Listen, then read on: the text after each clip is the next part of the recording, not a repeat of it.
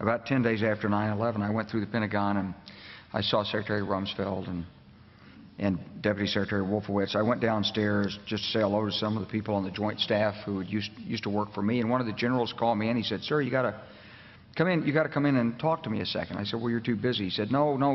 He says, "We've made the decision. We're going to war with Iraq." This was on or about the 20th of September. I said, "We're going to war with Iraq. Why?" He said, "I don't know." He said, "I guess they don't know what else to do." So I said, "Well, did they find some information connecting Saddam to Al-Qaeda?" He said, No. He says, "There's nothing new that way. They've just made the decision to go to war with Iraq." He said, "I guess it's like we don't know what to do about terrorists, but we've got a good military and we can take down governments." And he said, "I guess if the only tool you have is a hammer, every problem has to look like a nail." So I came back to see him a few weeks later, and by that time we were bombing in Afghanistan. I said, "Are we still going to war with Iraq?" And he said, "Oh, it's worse than that." He said, he reached over on his desk, he picked up a piece of paper, and he said, I just got this down from upstairs," meaning the Secretary of Defense's office today, and he said, "This is a memo that describes how we're going to take out 7 countries in 5 years, starting with Iraq and then Syria, Lebanon, Libya, Somalia, Sudan, and finishing off Iran." Amigos de Contragolpe, muy buenas noches. Me da muchísimo gusto que nos acompañen nuevamente en este espacio de KPFK en el 90.7 FM. Gracias a todas las personas que han estado atentas a los programas que hemos venido realizando recientemente. Alberto Atié el miércoles anterior, Bernardo Barranco, Genaro Villavil. Bueno, pues el día de hoy vamos a tratar un tema muy doloroso, pero sobre todo porque se aplica una vez más aquello de que la primera víctima de una guerra es la verdad, y se está repitiendo esto que lo hemos visto en anteriores episodios. He invitado a la actriz boliviana y productora cinematográfica Carla Ortiz, quien además de su carrera cinematográfica ha dedicado muchísimos espacios de su profesión, de su talento, de su trabajo a concientizar a la gente sobre diversos temas, uno de ellos precisamente el de Siria, y no así a distancia, no a través de meterse al internet y buscar información, sino que ella de plano decidió viajar a Siria. Estuvo hace un año allá, habló con la gente directamente, recorrió diferentes lugares de Siria en situación verdaderamente desastrosa, y por lo tanto tiene información de primera mano y testimonial como para poder hablar con autoridad moral, ahora que estamos viviendo este nuevo episodio en el cual Bashar al-Assad, el presidente sirio, ha sido nuevamente así, pero como de la nada, sin prueba alguna, ha sido acusado de un ataque químico, ya ha sido acusado de otros que nunca se mostró ningún tipo de prueba, pero ahora el sábado pasado, un presunto nuevo ataque químico, y presuntamente, según sus acusadores, realizado por el presidente sirio, lo cual ha habido una reacción muy importante, muy lógica, de muchas instancias que dicen, pero ¿cómo es posible si ha venido ganando la guerra interna, la llamada guerra civil interna, los disque rebeldes moderados, cuando en realidad sabemos que hay personas ahí que son abiertamente terroristas? Ha venido ganando esto, los han ido sacando de Alepo, por ejemplo, donde también estuvo Carla Ortiz, y resulta que sería tan estúpido, sería tan tonto, sería tan irracional que decide realizar un ataque químico para echarse encima a la llamada comunidad internacional. Bueno, es evidentemente absurdo. Muchos así lo están planteando. Pero voy a dar ya paso aquí a Carla, quien se encuentra en el estudio de KPFK, y te doy la bienvenida, Carla. Vienes precisamente llegando de la Ciudad de México. Ayer estabas en la Ciudad de México, ¿no es así? ¿Qué andabas haciendo por mi tierra? Exactamente, Rubén, muchísimas gracias por tenerme. Pues justamente estoy realizando la postproducción y la edición final del documental que he estado filmando en Siria estos últimos 2 años, a través de diferentes viajes que he realizado, donde estaba como base en Beirut, y bueno, he decidido hacerlo en México porque creo que el latinoamericano de alguna forma tiene una sensibilidad humana mucho más grande en el contexto de lo que es la guerra y un entendimiento mucho más profundo de lo que tiene que ver el hambre de guerra que tienen los países potencia. Entonces existe una visión no solamente más humana y artística sobre este conflicto, pero existe tal vez una empatía más real. Entonces por eso estaba en México, la verdad muy preocupada con el desenvolvimiento de las noticias en los últimos días, porque pues vos sabes que hace exactamente un mes empezó la gran campaña donde decían que Al-Assad estaba bombardeando a los civiles, que los estaba matando, que Rusia está matando a la gente en Guta, que no podía ser. Rusia estaba pidiendo que se abran los caminos humanitarios para poder sacar a la gente y sacar a los civiles para que el enfrentamiento en tierra sea hecho entre los grupos armados y el ejército sirio. ¿Por qué se realiza esto? Porque en realidad en Guta, desde Guta, que está solamente a 4 kilómetros del centro de Damasco. Es un suburbio, ¿no? Exactamente, es un suburbio.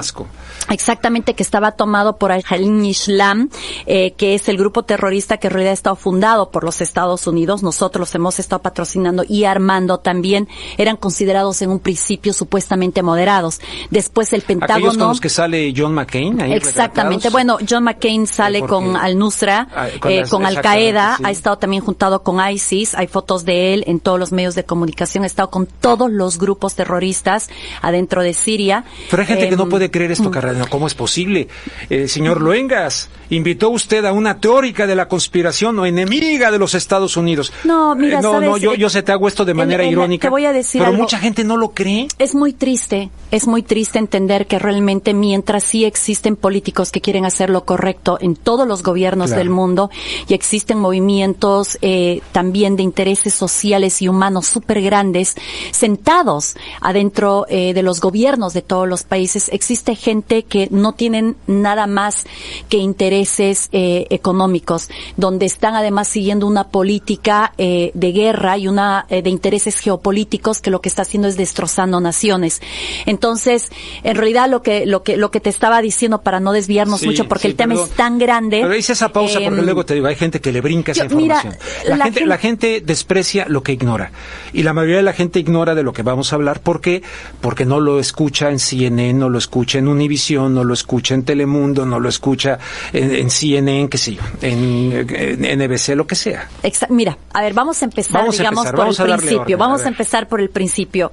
El problema número uno después de la revolución en Siria es que durante el primer año se convierte en un enfrentamiento de muchas armas y sangriento. Bueno, ¿te refieres a la llamada guerra civil? La llamada, antes de la guerra civil había en realidad una revolución, que lo que la gente no sabe es que en Siria, después, con la influencia de la primavera árabe, lo que los sirios estaban pidiendo eran reformas. A diferencia de Irak y de Libia, en Siria nunca pidieron que Assad se baje. No querían un cambio de régimen. No estaban pidiendo un cambio de régimen, estaban pidiendo reformas al régimen o al gobierno.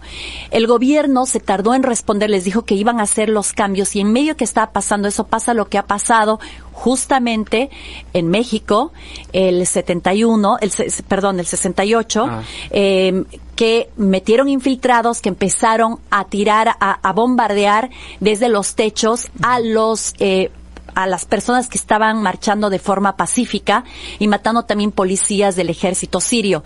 El ejército sirio respondió, y cuando ellos respondieron pasó lo que pasa en cualquier país que de alguna manera está regido por una dictadura, que empezaron a volverse todos locos, y el ejército sirio empezó lógicamente a tomar presos a todo el mundo, a hacer torturas, para entender de dónde venían las armas, quiénes eran los infiltrados, quiénes estaban vendidos, quiénes no estaban vendidos.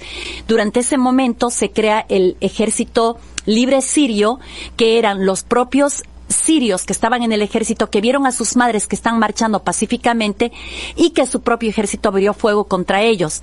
Ellos entonces se salen del ejército sirio y forman el Ejército Libre Sirio.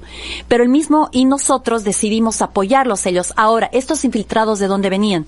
Venían de Arabia Saudita, venían del lado de Turquía. Arabia Saudita, por el lado de Irak, mete a Al-Qaeda, que hacen un rebranding y se refundan como Al-Nusra. Y del lado de Turquía, hacen la preparación de lo que es la hermandad musulmana, que preparan a ISIS justamente en la frontera. Se esperan cerca más o menos de un año antes de entrar de forma directa, pero ya habían grupos infiltrados armados que habían de alguna forma comprado las personas que estaban liderizando esta revolución. Todo esto hay que ponerlo aquí en contexto. 2011. Estamos hablando 2011 exactamente. Durante el mandato del expresidente Barack Obama. Exactamente. Y como secretaria de Estado, ya Hillary Clinton. Exactamente. ¿Es correcto? Y ahora, nos estás hablando de Siria. Evidentemente, para ponerlo en contexto, hay que recordar lo que hicieron en Libia también. Exacto. ¿Verdad? Y cómo presentaron al señor Muammar Gaddafi de determinada manera que ya no lo era, y todo el mundo lo buscaba por el tema del petróleo, y estaba en contra de Al Qaeda, pero quiso hacer una serie de cambios económicos muy importantes y evidentemente no lo permitieron. ¿Correcto? ¿Te parece oportuno? Exactamente. Que no les convenía, que casi es igual, o sea, puedes entrar, como decías en un principio, a teorías de conspiración, pero la lógica te indica, ¿me entiendes?, que hay muchos aros que se juntan, digamos, en ambas historias.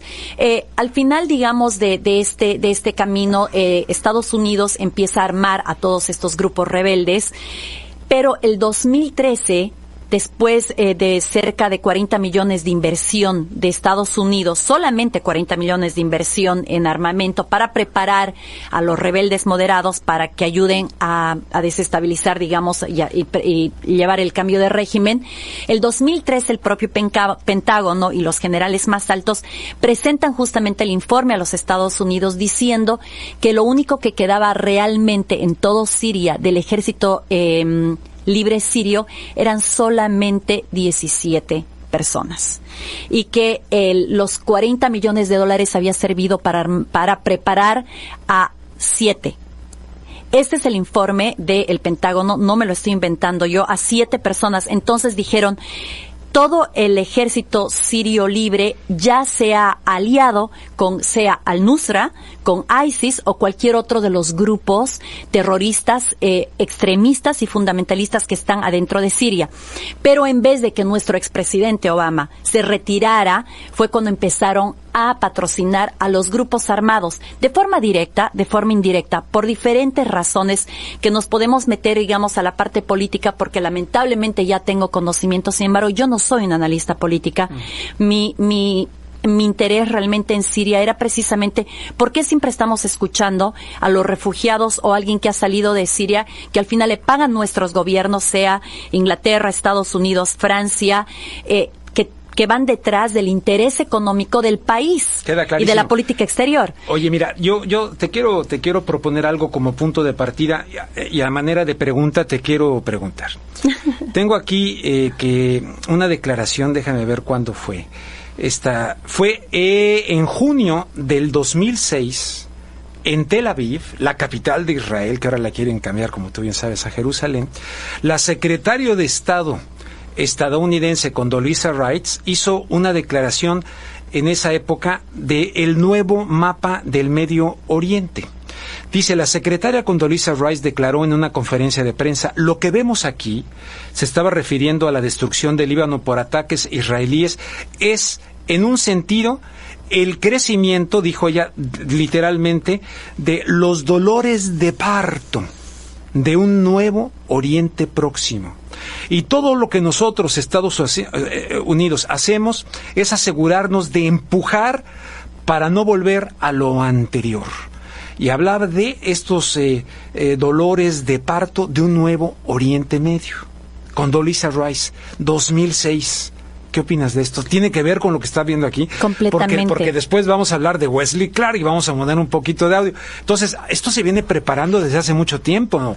No es de que ahora con Trump. La polémica ahora es, Trump lo cambiaron, lo drogaron, le dieron golpe de Estado, porque él entró con otro discurso, ya hablaremos de eso. También llegó a la Casa Blanca con otro discurso respecto a estos temas. Pero mi primera pregunta, Condoleezza Rice y esta declaración de un nuevo Oriente Medio, como ocurrió después de la Primera Guerra Mundial. Acuérdate, la repartición del pastel, es ahí donde surgen los mandatos, el mandato británico sobre Palestina, el mandato francés sobre, en fin.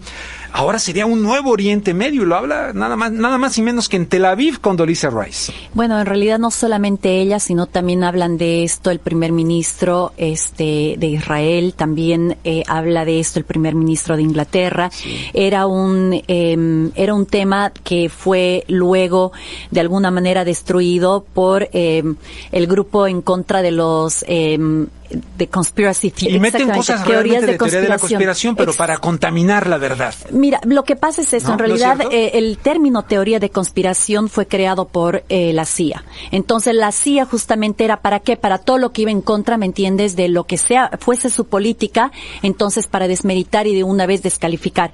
Pero para no meternos completamente adentro, yo creo esto que... es bien claro, lo dijo Condoleezza Rice. En realidad, justamente la declaración de ella viene después de los ataques a las Torres Gemelas, sí. Cuando se juntan en reunión extraordinaria para ver qué es lo que iban a hacer y cuáles iban a ser los planes de ataque y de acción que iba a realizar los Estados Unidos, sabíamos que habían sido, que habían personas de Arabia Saudita dentro de lo que fue este ataque terrorista que vivimos. Pero justamente, lamentablemente, nos une directamente a Wesley Clark, que cuando pasa justamente en el Pentágono, le entregan justamente este papel donde este plan estaba ya hecho, que en los próximos 7 años se iban a encargar. No, 5 años. En los próximos 5 años, perdón, se iban a encargar 7 países. Y ha estado sucediendo esto. Les ha costado un poco más de tiempo. ¿Por qué? Porque no calcularon que Siria se iba a tardar 7 años. ¿Qué te parece si lo escuchamos, José Benavides? Si escuchamos precisamente, vamos a escuchar, don José Benavides, cuando Wesley Clark, que fue nada menos que el líder supremo de la OTAN durante la guerra en Yugoslavia, ex general retirado, en un programa precisamente de Pacifica Radio con Amy Goodman, Democracy Now!, ella... estamos hablando del año 2007 cuando se da la entrevista, pero él se refiere a unos cuantos días, creo que un par de semanas después de los ataques del 11 de septiembre, y oh sorpresa, ya tenían el plan de atacar evidentemente Irak, pero no solamente Irak, sino varios otros países, entre ellos Libia, que ya sabemos lo que pasó en Libia en 2011, y evidentemente Siria. Vamos a escucharlo. About 10 days after 9/11, I went through the Pentagon and I saw Secretary Rumsfeld and Deputy Secretary Wolfowitz. I went downstairs just to say hello to some of the people on the joint staff who had used to work for me, and one of the generals called me in. He said, "Sir, you got to come in. You got to come in and talk to me a second." I said, "Well, you're too busy." He said, "No." He says, "We've made the decision. We're going to war with Iraq." This was on or about the 20th of September. I said, "We're going to war with Iraq. Why?" He said, "I don't know." He said, "I guess they don't know what else to do." So I said, "Well, did they find some information connecting Saddam to Al-Qaeda?" He said, No. He says, "There's nothing new that way. They just made the decision to go to war with Iraq." He said, "I guess it's like we don't know what to do about terrorists, but we've got a good military and we can take down governments." And he said, "I guess if the only tool you have is a hammer, every problem has to look like a nail." So I came back to see him a few weeks later, and by that time we were bombing in Afghanistan. I said, "Are we still going to war with Iraq?" And he said, "Oh, it's worse than that." He said, he reached over on his desk, he picked up a piece of paper, and he said, I just got this down from upstairs, meaning the Secretary of Defense's office today, and he said, "This is a memo that describes how we're going to take out 7 countries in 5 years, starting with Iraq and then Syria, Lebanon, Libya, Somalia, Sudan, and finishing off Iran." Bueno, pues ya lo escucharon ustedes ahí en voz de Wesley Clark, esta importantísima declaración que debiera estar, digo yo, siendo analizada por los grandes medios, CNN, CBS, NBC, pues todos estos grandes medios tendrían que estar analizando en este contexto lo que dijo Wesley Clark y lo que antes citábamos de Condoleezza Rice, pero no lo hacen.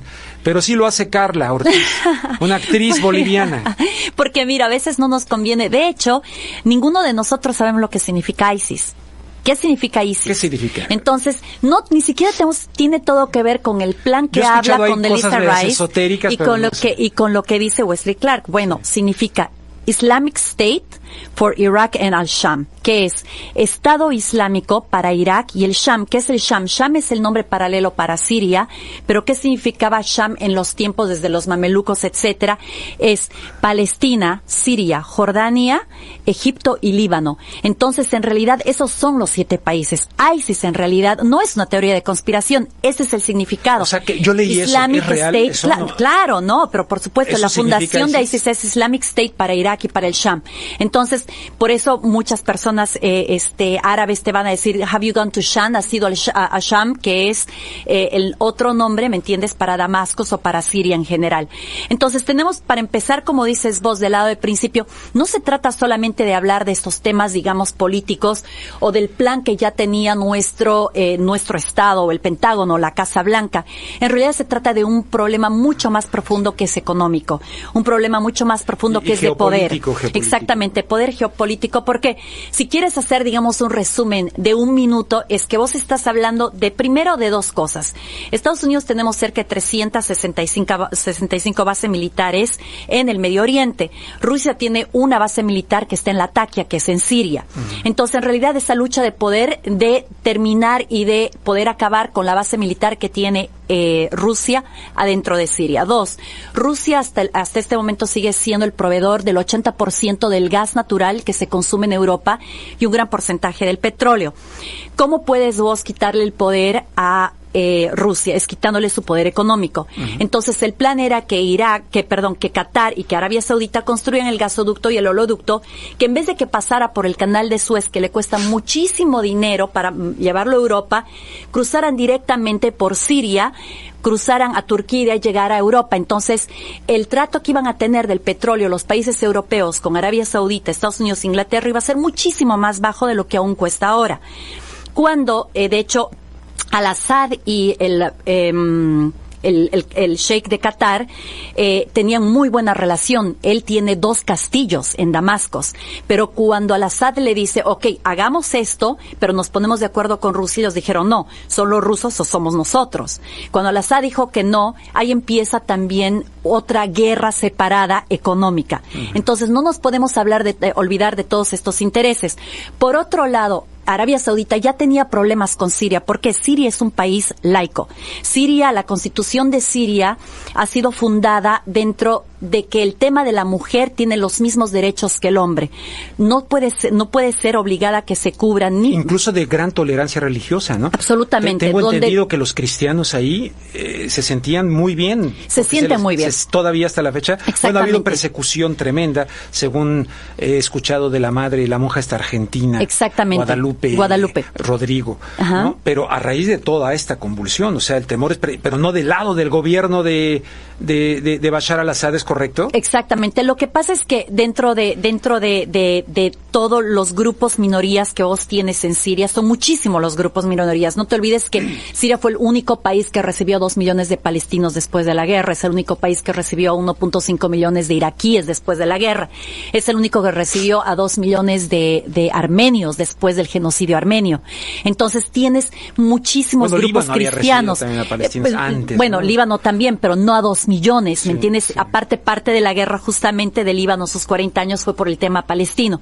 Pero para no confundir, ¿me entiendes? A nuestros radioescuchas, en realidad, lo que pasa en Siria es que estas minorías que son, imagínate, vos dentro de los cristianos tienes a los ortodoxos, a los católicos, tienes a los diferentes grupos, ¿me entiendes? Que de alguna manera se unen entre ellos como cristianos adentro de Siria, porque además tienes a los asirios, que son los originarios del lugar, son los nativos de Irak y de Siria, porque en realidad Siria e Irak eran países cristianos, que durante el tiempo de los otomanes es que los transforman a ser musulmanes. Es por eso que hay tanta tolerancia y tanta protección con estas minorías. Pero en realidad el sirio no tiene diferencias de religión. La invención más grande y la mentira más grande que nosotros hemos creado en el occidente es que esta es una guerra civil y es una guerra religiosa, porque el sirio nunca te va a hablar de religión.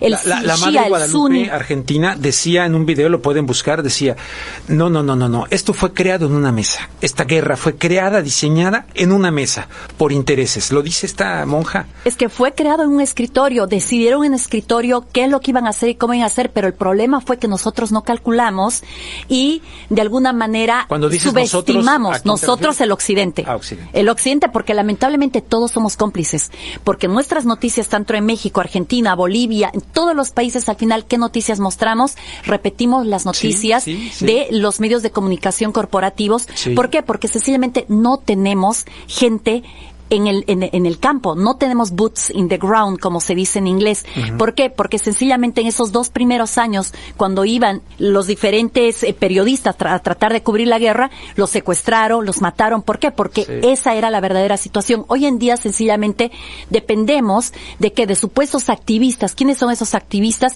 No los conocemos, pero salen en fotos, si uno ve en sus Facebooks, etcétera, siempre están relacionados con otros grupos terroristas y grupos extremistas, y hemos estado decidiendo toda la guerra de Alepo basado en los reportes de ellos y los famosos cascos blancos. Oye, te iba a preguntar de eso. Te voy a tratar de hacer preguntas muy puntuales porque se nos va a ir la hora. Sí.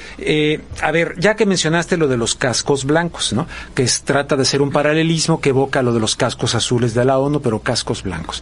El fundador de esto es un británico. Exacto. De las fuerzas de inteligencia militar de la Gran Bretaña.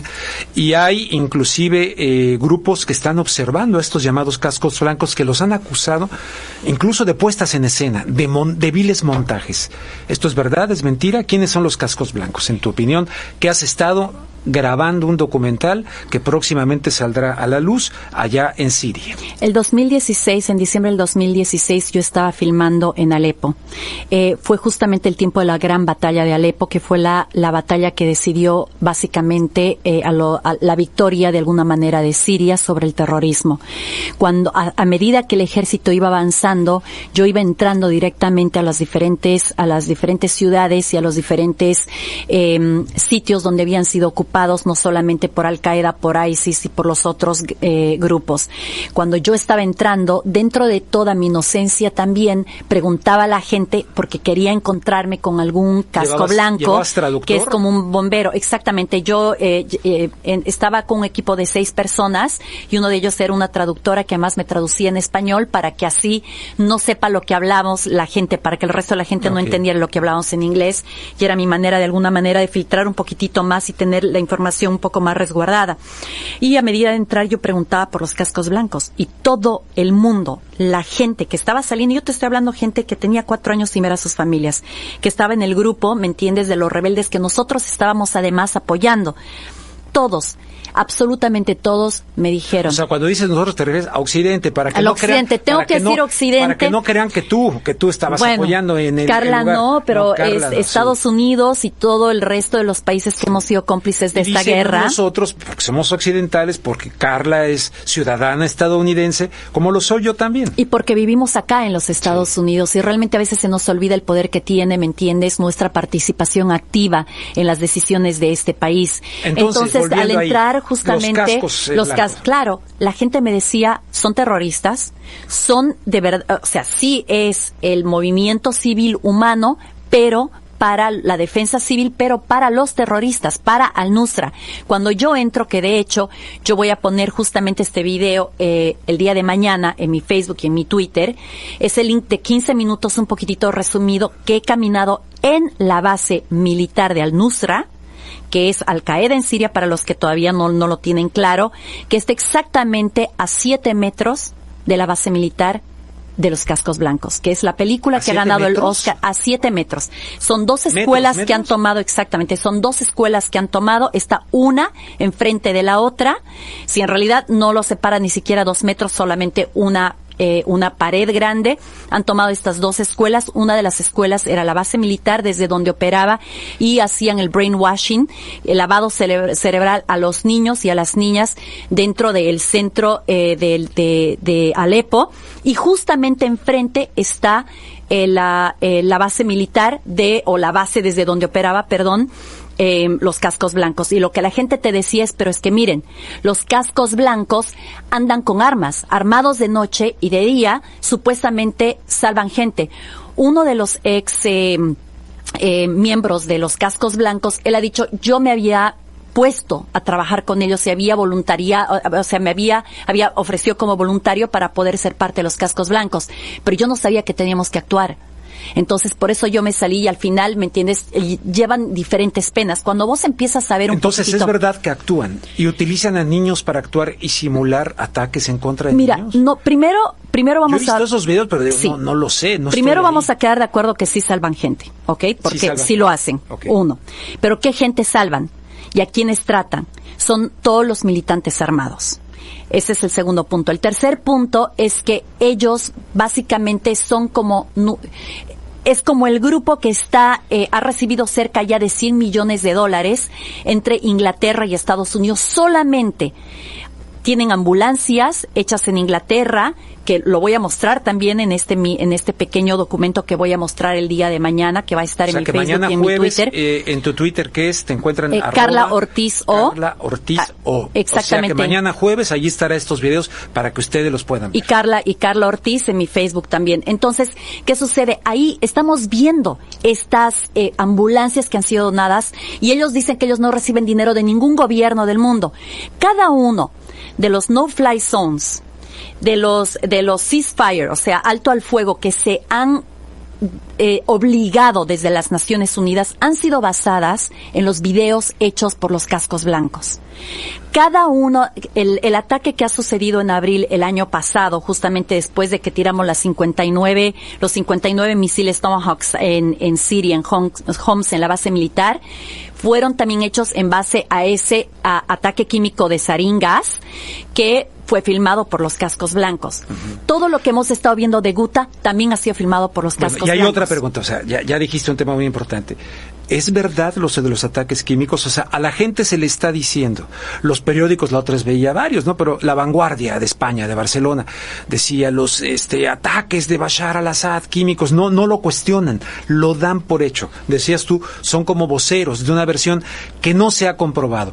Hay medios importantes, serios, analistas importantes, serios, que dicen, esto no es cierto. Este mismo que tú has citado de Fox, ¿cómo se llama? Carlson, me ha llamado muchísima la atención, Tucker Carlson, que evidentemente ya escuché, digo, no puede ser, está diciendo, como tú dices, 7 minutos de verdad, además en la cadena Fox, ¿no? Exacto. Y cuestionando, pero ¿por qué el presidente Trump, que el año pasado había dicho, incluso sus discursos eran de no tenía caso, y hace poco vuelve a decir que va a sacar ya a las tropas estadounidenses de Siria? Bueno, el año pasado ataca, y cuando ataca y manda estos misiles que tú estás diciendo, es cuando se gana el reconocimiento de muchos que lo criticaban y lo atacaban. Y lo aplauden. Lo aplauden, como si el requisito para ganarse el valor de ser presidente del país es atacar sin pruebas, ¿no? Responder a un ataque real, acusando sin pruebas a alguien en este caso. Ya esta película ya la vimos. Ya la vimos. Y aparte,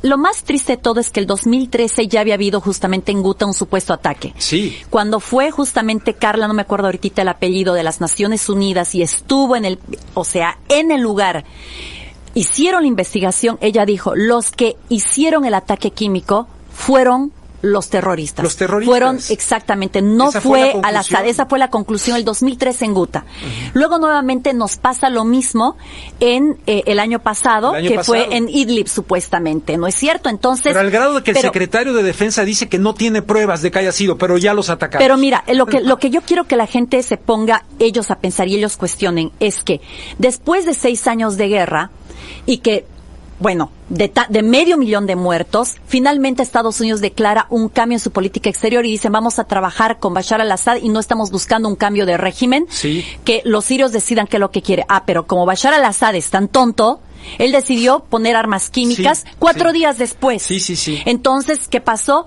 Trump tira los misiles en Siria. Ahora, ¿qué sucede? El gran escándalo, como estaba hablando al principio de la entrevista, de los corredores humanitarios, logran sacar cerca de 200,000 personas. Los únicos que quedaban era los grupos terroristas que todavía estaban armados.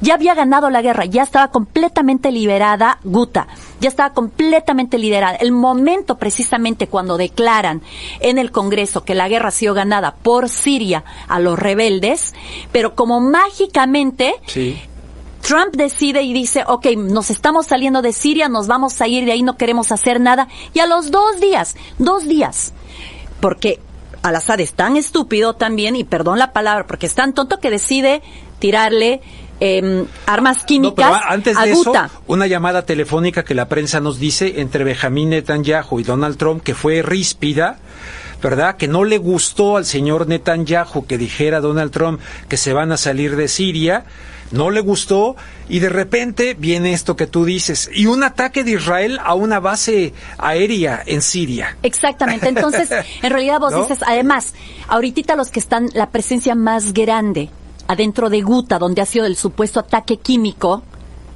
está todo el ejército sirio. ¿Cómo puede ser posible que además el presidente o el ejército sirio tire las armas químicas donde están ellos? O sea, no tiene nada de esto, tiene lógica. Ahora, ¿se ha usado la arma química o no? No lo vamos a hacer completamente. ¿Por qué? Porque justamente en el tercer día donde han entrado a liberar, el ejército sirio ha entrado a Ghouta, ha encontrado una refinería con cerca de 500 toneladas de armas químicas en manos de los rebeldes.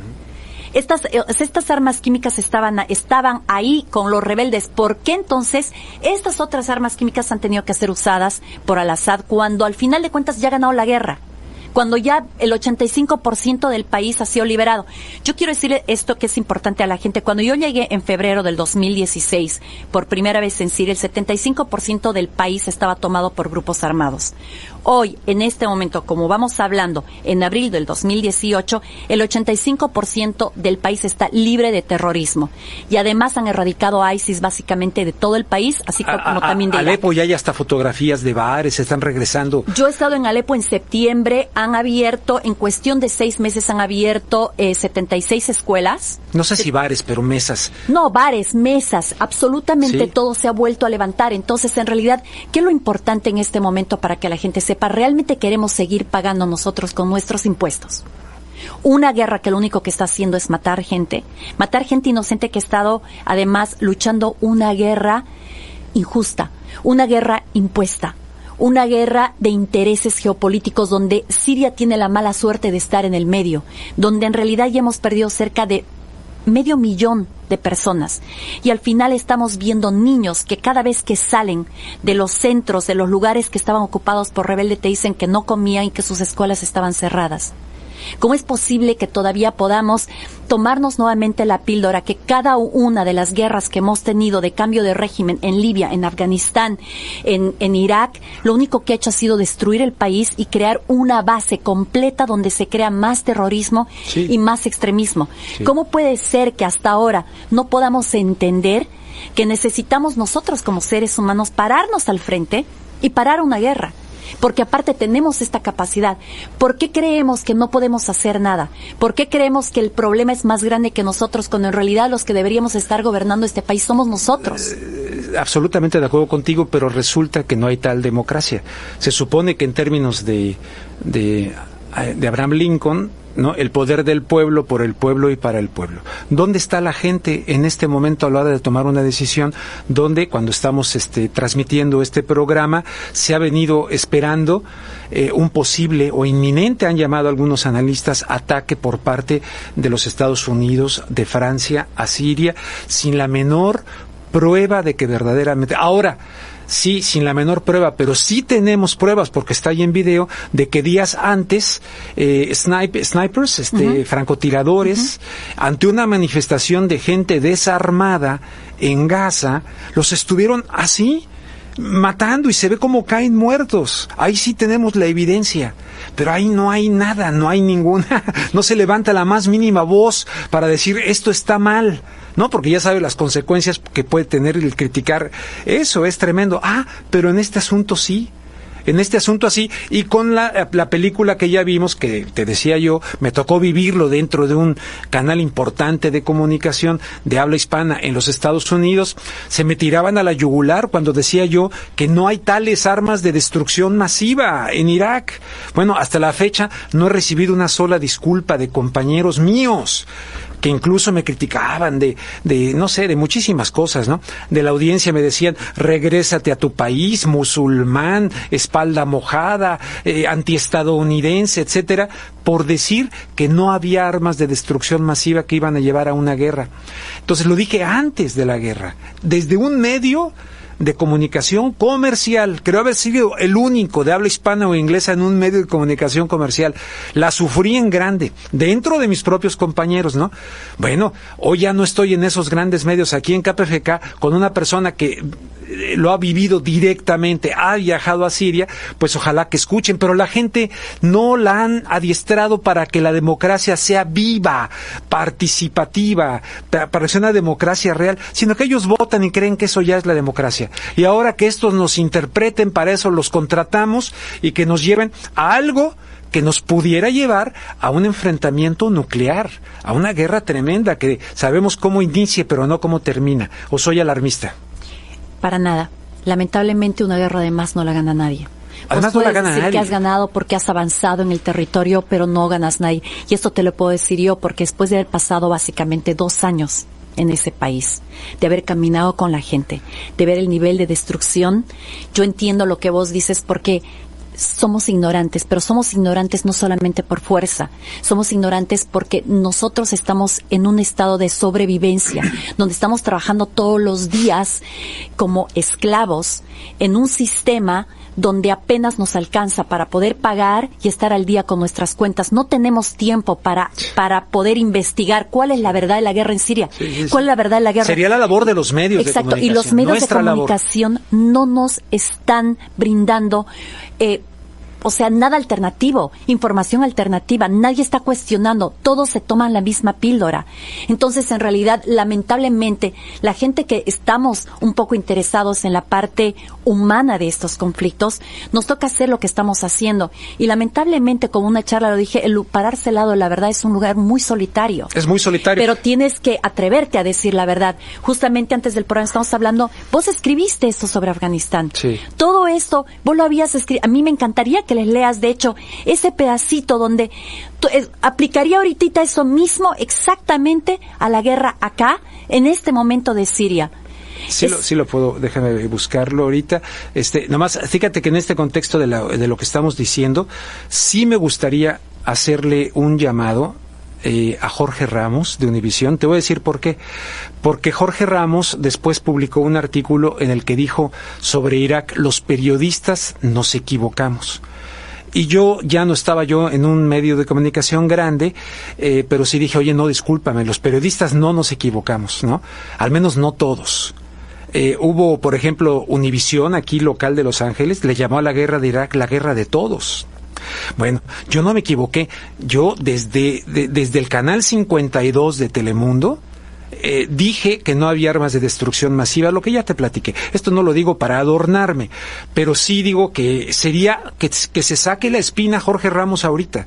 Ahorita tiene la posibilidad de no volverse a equivocar y que le dé información correcta al público de habla hispana. Lo estimo, nos hemos tratado, fui corresponsal en México donde él presentaba reportajes míos, me cae bien, no tengo problema con él en lo más mínimo, pero cuando dijo los periodistas nos equivocamos, pues yo me sentí un poquito indignado porque yo no me equivoqué, hice mi trabajo y con pasión y me siento absolutamente con la conciencia bien tranquila cuando veo esos niños sin brazos de Irak, despedazados y todo lo que ocurrió. Hubo quienes dijimos las cosas. Bueno, hoy tiene alguien como Jorge Ramos. Jorge, te mando un saludo si escuchas esto, a que te saques la espina y ya no te vuelvas a equivocar y hagas una tarea de investigación de lo que está ocurriendo hoy, porque más niños van a sufrir, más gente va a morir y ustedes tienen el poder para que la gente se entere. Sería realmente hermoso poder Perdón hacer un que la llamado. haces. No, por favor, sería realmente hermoso que hagamos un llamado a todos, absolutamente todos los periodistas de los medios de comunicación hispana, sí, porque nosotros hemos sufrido guerras, nosotros hemos sufrido invasiones, nosotros hemos sufrido el interés geopolítico de las grandes potencias alrededor del mundo y a lo largo de nuestra historia. Sería hermoso que por 5 minutos nos demos el tiempo de ver el lado humano de esta guerra, la inversión realmente humana y la pérdida de dignidad que pudiésemos tener en esto si no nos paramos del lado de la verdad, si no nos paramos y decimos en algún momento alto, basta, y por principio no empezamos a tratar de reportar lo que es. Yo no necesitaba ir a Siria, yo no necesitaba continuar mi trabajo hablando sobre estas cosas, sobre Siria, pero lo hago porque tengo que hacerlo, es mi deber como ser humano, porque no puedo seguir viendo a un país destruirse, un país que, como te decía, no solamente que sea secular, que conviven entre ellos, que se aman entre ellos y que al final de cuentas no es Bashar al-Assad el que está ganando esta guerra, no es Rusia el que está ganando esta guerra, es la resiliencia de la gente, que a pesar de sus diferencias políticas o sociales o lo que sea, han decidido unirse y no dejar que los derroquen. ¿Sabes cuál es ese monstruoso ejército de Bashar al-Assad? Ese monstruoso ejército de Bashar al-Assad está conformado por niñas y niños de 18 años, porque 500,000 de ellos se han muerto. Y estos niños están luchando contra ese terrorismo que no solamente corta cabezas, sino que es capaz de violar a una niña de 4 años durante 2 años seguidos. Estamos hablando de un tema pero que además es, Carla, totalmente esquizofrénico,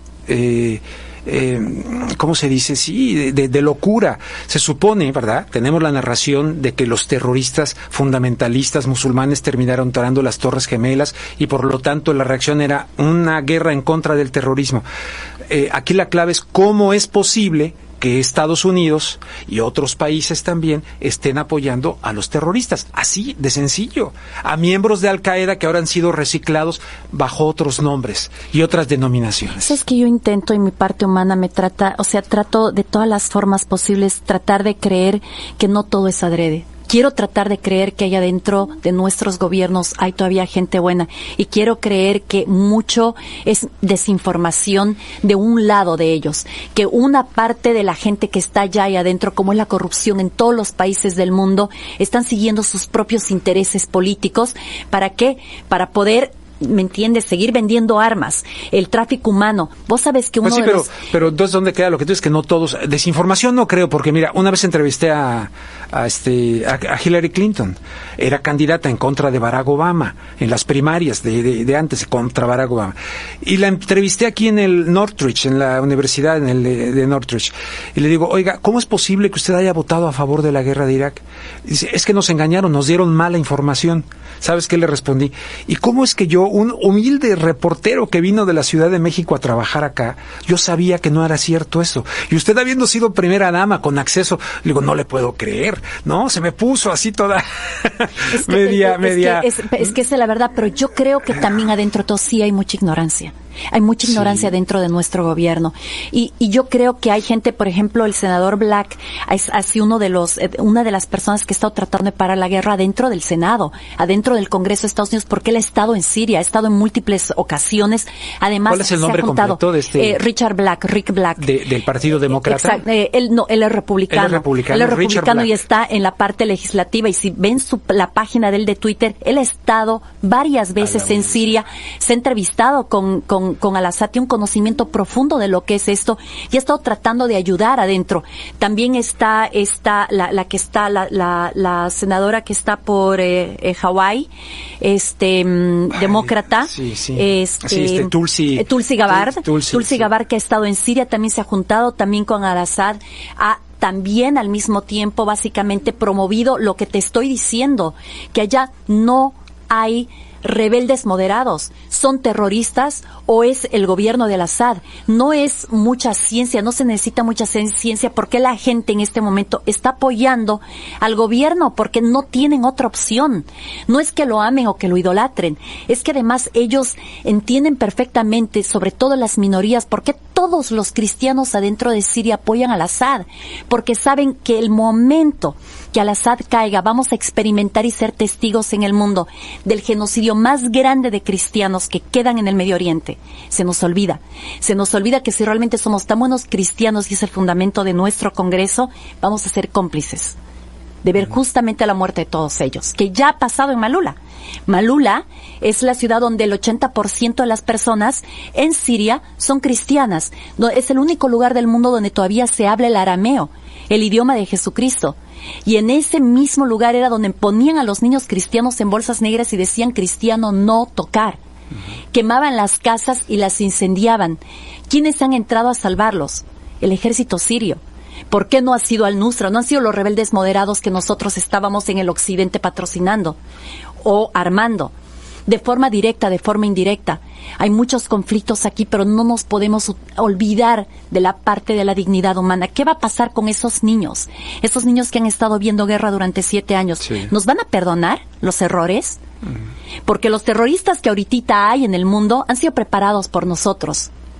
Pero los terroristas futuros, los que han visto a su madre ser cortada en pedacitos delante de ellos, los niños que han visto a su padre que le han cortado la cabeza delante del hijo, ese es el terrorista que nosotros estamos creando. Aquí viene a colación lo que decías de que yo citara esto que publiqué en agosto del 2006. Y titule, repiten servicios secretos occidentales en Siria la historia de Afganistán, porque poca gente sabe que, por ejemplo, el expresidente Ronald Reagan recibió aquí a los que luego eran los talibanes y los recibió en la Casa Blanca y los comparó con los padres fundadores, pero hay un contexto. Leo un fragmentito de lo que me decía Carla. Antes de que pasemos a este cambio del señor Donald Trump, ¿qué le pasó al Donald Trump? Que como candidato hablaba de estos temas de una manera y ahora habla de otra. Muchos dirán, pues eso, que la realidad le demostró que ahí están estos bárbaros haciendo ataques químicos. Pero ya estamos hablando de que existe, por lo menos no existen pruebas y muy serias sospechas, para no hablar categóricamente, de que no fue realizado por este gobierno y lo están utilizando como excusa para realizar ataques masivos en contra de Damasco, que le han tenido ganas desde hace mucho tiempo, como ya vimos en aquello de Wesley Clark y como ya vimos en lo que dijo Condoleezza Rice sobre cambiarle el mapa del Nuevo Oriente. Entonces yo escribí aquí que cuando en diciembre de 1979 las fuerzas de la Unión Soviética entraron en Afganistán por invitación de su gobierno, con el fin de evitar que el país se convirtiera en un refugio para grupos fundamentalistas, Occidente, que es cuando Carla dice nosotros, Occidente acusó a Moscú de injerencia en el conflicto interno. Se le impusieron sanciones e incluso los Juegos Olímpicos de 1980 en Moscú fueron boicoteados por Estados Unidos. Y algunos de sus aliados, los mujahidines, que formaron el movimiento talibán, la oposición moderada de entonces, fueron entrenados y armados por gobiernos occidentales para que hasta el último afgano hiciera sangrar a los soviéticos, según calificó esa gestión Sally Harrison, corresponsal del Washington Post y entonces miembro de la Fundación Carnegie para la Paz Internacional. Sus ecuánimes reportajes sobre lo que entonces ocurría fueron catalogados por Washington de propaganda prosoviética. O sea, siempre que dices algo que se acerca a algo distinto, siempre es catalogado de propaganda, de traición, etcétera. Pregunto a la gente, ¿le recuerda a algo la forma con la que Occidente aborda hoy la situación en Siria? Se parece mucho a lo que sucedió entonces en Afganistán. La iniciativa del presidente de Estados Unidos del momento, Ronald Reagan, de apoyar a grupos islamistas para combatir a la URSS, derivó al final nada más y nada menos que en los ataques del 11 de septiembre y la guerra en contra del terrorismo que le siguió y en la que aún nos encontramos. Eso ya no es un secreto para nadie. Entonces, ¿qué de nuevo revelan los archivos de la Foreign Office publicados? Aquí me refiero a los archivos que fueron publicados en Gran Bretaña, donde ponen en evidencia la participación también de la Gran Bretaña para esto mismo. Tenemos este hombre que ya ha fallecido, que fue el asesor de Jimmy Carter, ¿cómo se llama? Zbigniew Brzezinski. Sí, exactamente. Que hay hasta un video donde él baja de un helicóptero y está con estos mujahidines y les dice ahí, God is in your side, Dios está de su lado. Él se dice que reclutó a Osama Bin Laden, de hecho, él, el asesor de Carter. El caso está que eso terminó en las Torres Gemelas del 11 de septiembre, de acuerdo con la versión oficial que nos han dado de tales acontecimientos.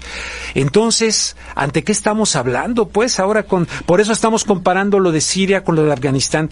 Léanlo porque no los voy a aburrir aquí leyendo y también para qué invitamos a Carla, para que nos diga. Una de las cosas justamente que habla Tucker es justamente eso. Habla de lo que estás diciendo, o sea, todo al final, ¿me entiendes? Se va con el tema de también Inglaterra, porque en este momento los que han estado tocando los tambores de guerra han sido Inglaterra. Primero han dicho que esta arma química que ha matado, que envenenó exactamente, y que al espía y a la hija y tal, sí, que no, que es el más fuerte, y, o sea, y mata en segundos, y que sí. te mate y que es imposible. Además, como Putin es tan inteligente, lógicamente él también, ha decidido utilizar un agente que solamente se hace en Rusia. Total, la chica está saliendo del hospital, todo está bien, pero nosotros sí estamos casi al borde de la guerra. Lo que tenemos que pensar es lo siguiente también nosotros como personas. Si nos vamos a una guerra nuclear con nuestro actual presidente, no estamos luchando contra países normales. Tú estás hablando China, Rusia, Irán. ¿Estamos realmente listos para ir a la guerra contra Rusia, China e Irán? ¿Estamos realmente preparados, además, para ir a una guerra? ¿Por qué nosotros tenemos que ir a una guerra por intereses políticos? ¿Por qué nosotros no podemos pararnos del lado en un momento de la verdad? El tiempo generalmente se ha encargado de mostrarnos la verdad. No habían armas químicas en Irak. Hemos destruido una nación que tenía la base de nuestra cultura, la cuna de la civilización de nosotros también, donde se ha formado el primer alfabeto, la primera nota musical, la primera cirugía del mundo que ha sido en Siria, donde ha estado el imperio romano, el imperio fenicio, los mamelucos, donde ha empezado la civilización. La mitad del país ya está destruido. Vamos a seguir sentados mirando cómo pasa, porque de la guerra nuclear no nos vamos a salvar. Ya casi nos vamos. ¿Por qué cambió Trump, en tu opinión? ¿Cambió Trump porque lo engañaron? ¿Cambió Trump porque es un hipócrita? ¿Cambió Trump por intereses? ¿O le dieron golpe de estado y los neoconservadores tomaron otra vez posesión de la Casa Blanca? Yo creo que lamentablemente la política exterior de este país no la decide el presidente. No la decidió nunca el presidente, y al final de cuentas termina siendo un títere, como dicen, de los asuntos ya decididos. Esto estaba decidido, como hemos empezado el programa, antes del cerca del 2000, 2001, 2004, ya era un tema que tenía que pasar. Estamos viendo sencillamente el desenvolvimiento de todas esas teorías de conspiración que los valientes se atrevieron a denunciar. Creo que hoy en día y en este momento es nuestro deber, como artistas desde mi lugar, como periodistas desde tu lugar, y como seres humanos y ciudadanos, de pararnos de ese lado de la verdad y de denunciar y de reclamarle a nuestros gobiernos, todos en Latinoamérica y acá en Estados Unidos, de parar las guerras por estos intereses que solamente favorecen a pocos. Hacer ejercicio de la democracia, y la democracia no existe si no existen medios de comunicación verdaderamente libres o independientes. Y muchos de estos medios de comunicación pues están realmente al servicio de los intereses de sus dueños corporativos, que sí tienen libertad de expresión. La segunda enmienda es para los dueños de los medios. Ellos dictan lo que se tiene que decir. Nos quedan 2 minutos. Regresando a esa parte que vos has dicho, yo creo que cuando Trump estaba diciendo toda la verdad, cuando estaba postulándose para presidente, él nunca calculó que iba a ser presidente. Y cuando salió presidente se dio cuenta que nada de lo que él pensaba, si realmente lo pensaba así, podía haberlo hecho posible.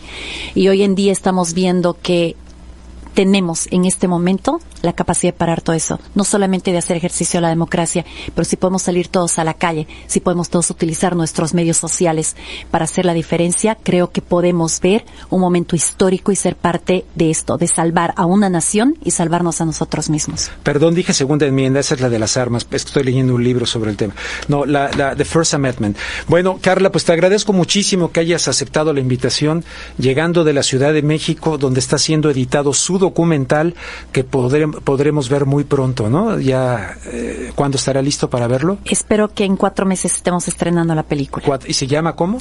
La voz de Siria. La voz de Siria, una cineasta latinoamericana, boliviana, nacionalizada estadounidense, y que en lugar de buscar aquí un lugar cómodo, porque es muy cómodo no criticar nada aquí y dejarte llevar por la inercia de un país muy seductivo desde el punto de vista material, no hacer nada, pues para plantear por lo menos puntos de vista distintos, que es lo propio de una democracia, donde hay diversidad y diversidad de opiniones. Pero mucha gente se escandaliza de que hagamos esto, Carla. No quieren. En realidad, más que criticar, creo que se trata de ver la cara humana de todo esto y mirarnos a los ojos y encontrar las cosas que tenemos en común y no las cosas que tenemos de diferente. Claro, aunque fíjate que yo hablo de crítica como un ejercicio ejercicio creativo que es distinguir, Exacto. separar, desdoblar para hacer la realidad más inteligible. Me encanta. No como un pácatelas criticar de telenovela. Carla Ortiz, muchísimas gracias. Te localizan en redes sociales ¿cómo? Carla Ortiz O en Twitter y Carla Ortiz en Facebook. Y mañana sube unos videos muy importantes y este video, esta grabación estará en mi canal de YouTube para que ustedes puedan volverla a escuchar ampliamente la charla con Carla Ortiz. Muchas gracias. Gracias, Rubén. Buenas noches. Gracias, José Benavides. Buenas noches.